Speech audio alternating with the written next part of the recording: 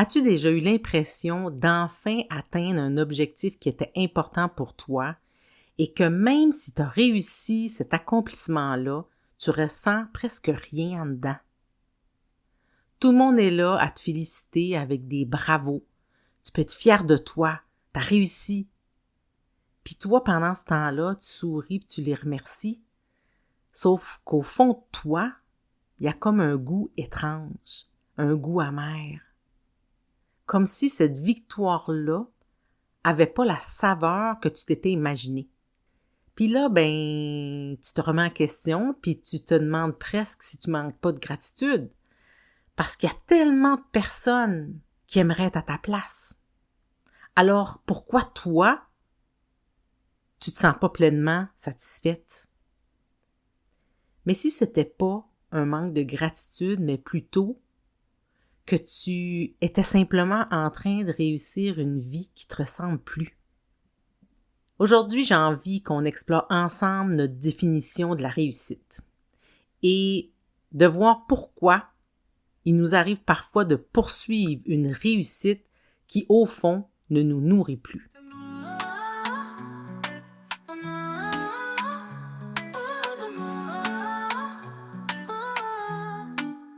Femmes qui en ont assez de s'adapter. Aujourd'hui l'appel résonne, il est temps d'exister.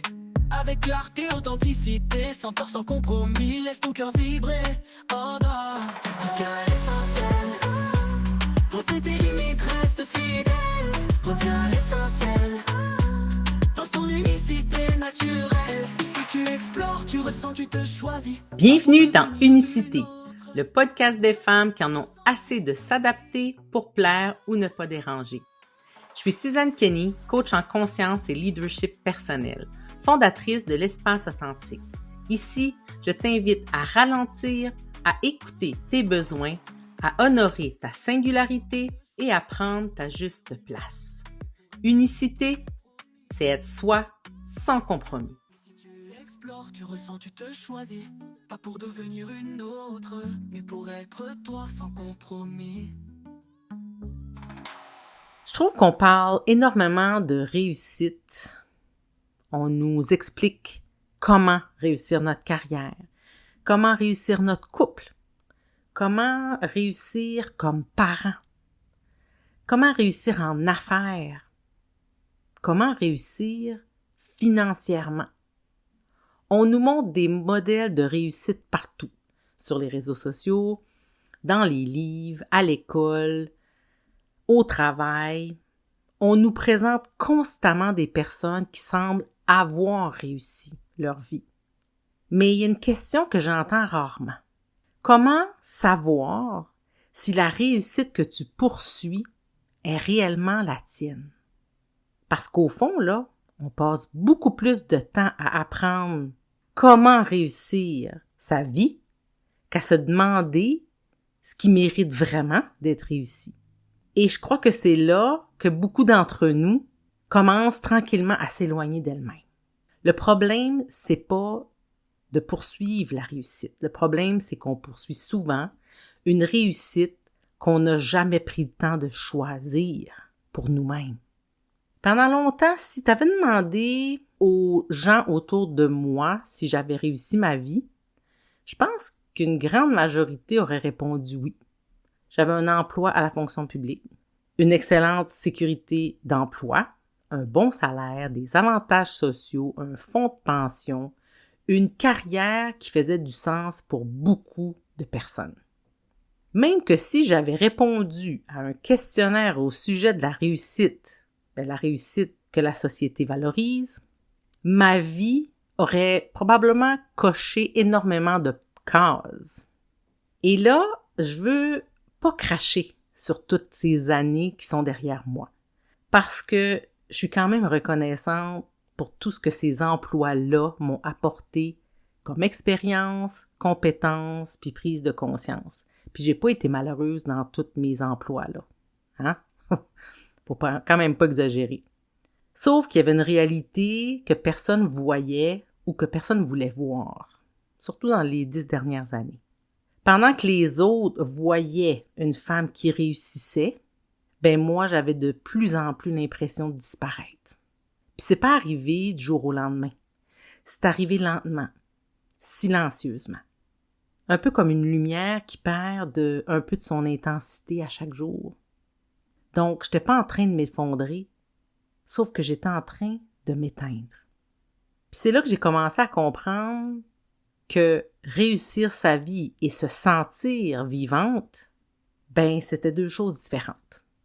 J'ai aussi compris quelque chose de fondamental. On peut recevoir les applaudissements des autres tout en s'éloignant de soi-même. Parce que les applaudissements sont pas toujours un indicateur d'alignement. Très souvent, en fait, ils sont simplement un indicateur qu'on répond aux attentes des autres, aux attentes de la société. Puis ça, ben, c'est pas du tout la même chose. On nous apprend très tôt à réussir, mais on nous apprend rarement, par contre, à définir ce que réussir signifie pour nous. Alors, sans s'en rendre compte, on emprunte les critères de notre famille, de notre culture, de notre milieu professionnel, des réseaux sociaux, de notre entourage. Puis un jour, on finit par croire que ces critères-là, ben, c'est aussi les nôtres. C'est là que la comparaison s'installe.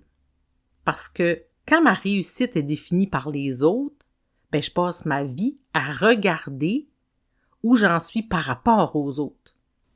Et ça, je l'ai fait souvent quand je travaillais à la fonction publique, alors que je travaillais avec des femmes qui étaient plus jeunes que moi, mais elles avaient atteint des niveaux qui étaient beaucoup plus élevés que moi. Donc moi, je me retrouvais comme conseillère en communication, par exemple, et elles étaient passées à gestionnaire, directrice adjointe même aujourd'hui.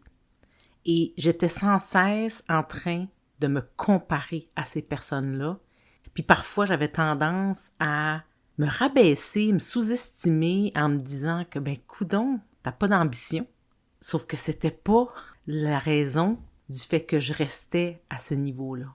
Il y avait plusieurs éléments qui jouaient dans la balance. Donc, il y avait la situation de ma fille à cette époque-là qui était pas facile. Et aussi, ben, plus les années avançaient, moins je me sentais bien dans cet environnement-là. Donc, évidemment, c'est difficile pour moi de me voir plus loin, de me voir grimper les échelons pour avoir plus d'impact. Parce que pour moi, la réussite, c'est avoir un impact chez les gens. C'est savoir que je contribue à quelque chose de plus grand, que je contribue à faire élever les consciences, qu'une personne va avoir une perception peut-être différente de qu'est-ce qu'elle avait avant d'écouter mon podcast, par exemple, que je puisse l'avoir amené plus loin dans sa réflexion et que peut-être ma contribution l'amène à faire des changements importants pour elle, qui font sens pour elle, qui sont en cohérence avec ce qu'elle souhaite réellement accomplir. Et je sais pas si tu as remarqué, mais il n'y a personne qui nous demande « Qu'est-ce qui te fait sentir vivante? » Mais on nous demande plutôt « Qu'est-ce que tu veux faire dans la vie?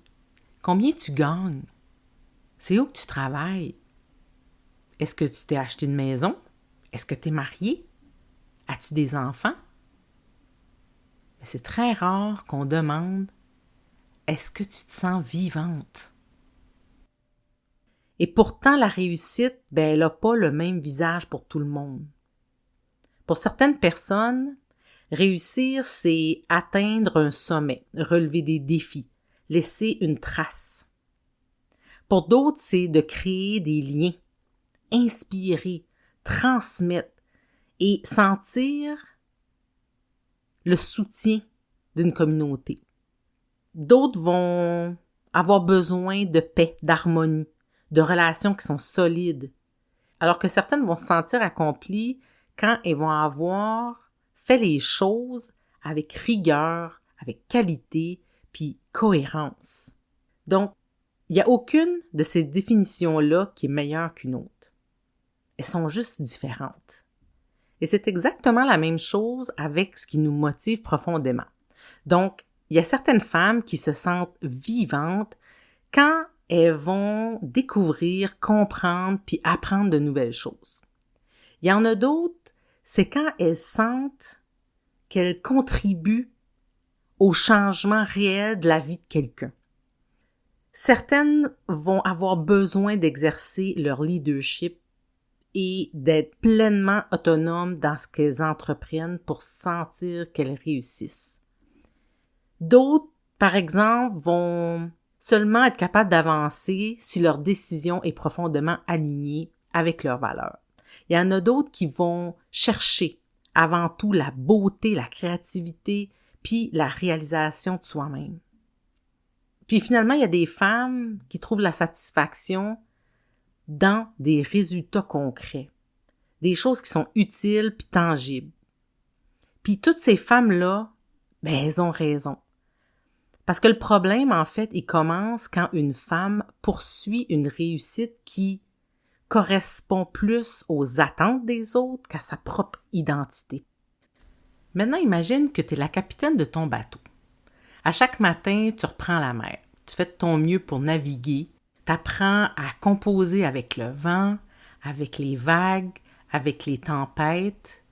Tu suis les cartes qu'on t'a données. Tu écoutes les conseils des autres capitaines. Puis tranquillement, sans t'en rendre compte, tu finis par naviguer selon les courants des autres, plutôt que selon tes propres marées. Puis un jour, tu t'arrêtes. Tu regardes l'horizon et c'est vraiment pas vers ce port que tu as envie d'aller.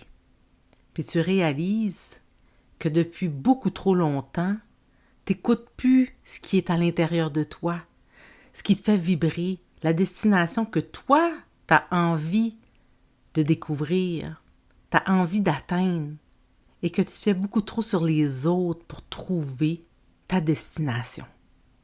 La bonne nouvelle, c'est que notre corps, nos émotions et notre quotidien nous envoient souvent des signaux bien avant qu'on en prenne conscience. Mais encore faut-il apprendre à les reconnaître. Alors voici quelques signes qui peuvent indiquer que tu poursuis peut-être une réussite qui ne te ressemble plus.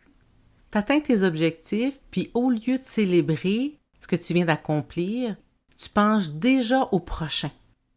Tu compares souvent ton parcours à celui des autres. Tu ressens constamment qu'il manque encore quelque chose dans ta vie, même quand tu as accompli de grandes choses. Tu te sens coupable quand tu ralentis. Tu cherches davantage l'approbation des autres que l'alignement avec ce que tu désires vraiment. Tu as parfois l'impression d'interpréter un rôle plutôt que d'habiter pleinement ta vie. Tu réussis extérieurement, mais intérieurement, tu te sens de plus en plus loin de toi-même. Puis si tu t'es reconnu dans plusieurs de ces signes-là, c'est peut-être pas ta capacité à réussir qu'il faut que tu remettes en question. C'est peut-être ta définition de la réussite. Une des plus grandes prises de conscience que j'observe, c'est que deux femmes peuvent avoir exactement le même emploi, le même salaire, le même niveau de succès, puis pourtant, elles vivent une expérience complètement différente. Pourquoi? C'est parce qu'elles sont pas motivées par les mêmes choses. Elles sont pas animées par les mêmes moteurs, puis leur définition d'une vie réussie, elle n'est pas la même. Le jour où j'ai quitté la fonction publique, plusieurs personnes m'ont demandé si j'avais pas peur de quitter une carrière qui était aussi stable puis qui me donnait autant d'avantages. Puis avec le recul, je réalise que ce qui me faisait le plus peur, c'était pas de quitter cette carrière, c'était d'y rester, parce que j'avais compris une chose profondément importante, une réussite qui nous oblige à nous éloigner de nous-mêmes finit toujours par nous coûter beaucoup plus cher que le changement dont on a le courage de faire. Notre réussite, en fait, devrait être le reflet de qui on est et non de ce que le monde attend de nous. Alors cette semaine, j'aimerais te laisser avec cette réflexion. À qui appartient la définition de la réussite que tu poursuis aujourd'hui? Je te remercie d'avoir été là jusqu'au bout. Si tu as envie de partager ta définition de la réussite avec moi, viens m'écrire en privé, soit sur Instagram ou sur Facebook. Ça va me faire plaisir de te lire et de discuter avec toi. On se retrouve la semaine prochaine et surtout, n'oublie pas, ton unicité est ton plus grand pouvoir. Continue de rayonner.